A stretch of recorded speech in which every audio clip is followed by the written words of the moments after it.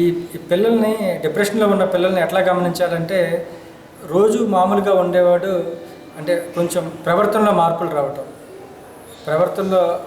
రావటం, చదువులో వెనకపడటము, స్కూల్‌కి, కాలేజ్‌కి సరిగ్గా వెళ్ళకపోవటము, ఇదివరకులాగా యాక్టివ్‌గా అన్నిట్లో అంటే కుటుంబంలో సరిగ్గా కలవకపోవటము, ఒంటరిగా ఉండటము, ఆహారం సరిగ్గా తీసుకోకపోవటం, సరిగ్గా నిద్రపోకపోవటము, అంటే ఆటలు ఆడేవాడు, ఉత్సాహం చూపించేవాడు ఆటలకు వెళ్ళకపోవటము, ఈ లక్షణాలన్నింటినీ చూసి గమనించాలి.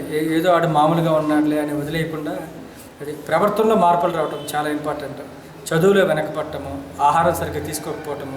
మామూలుగా టీనేజ్ పిల్లలు ఏం చేస్తారు, చక్కగా నీట్గా రెడీ అయ్యి సెంట్లే కొట్టుకుంటూ ఉంటారు. ఇవన్నీ వీటి మీద ఉత్సాహం చూపించుకోవటం, అంటే శుభ్రత మీద కూడా ఉత్సాహం ఇంట్రెస్ట్ చూపించకపోవటం, ఇవి టీనేజ్ లక్షణాలు, డిప్రెషన్ కారణాలు అనమాట.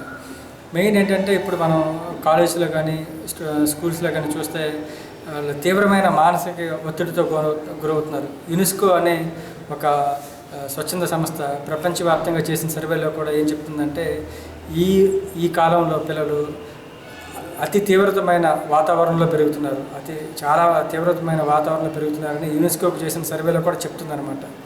అంటే ఇప్పుడు మామూలుగా పొద్దున 7ంటికి స్కూల్కి పిల్లలు వెళ్తుంటే రాత్రి 10 దాకా స్కూల్లోనే ఉంటున్నారు.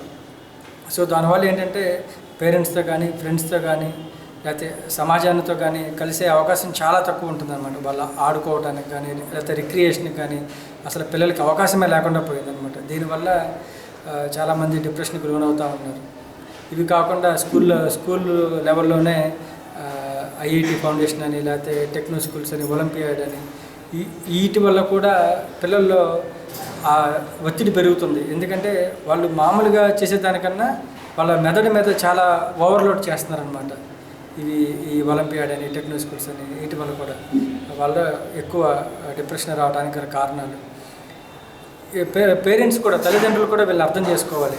ఏంటి వీళ్ళు చదవలేకపోతున్నారు, వాళ్ళ మీద వర్క్ బర్డెన్ ఎక్కువైపోయింది అని తల్లిదండ్రులు, లేకపోతే ఫ్రెండ్స్, బంధువులు కూడా వీళ్ళని అర్థం చేసుకుని ఆ ఓవర్లోడ్ బర్డెన్ని పిల్లల మీద తగ్గించి వాళ్ళ దగ్గర తీసుకుంటే వాళ్ళు చాలా వెంటిలేషన్ అంటే శ్వాస పీల్చుకోవడానికి అవకాశం ఉంటుంది.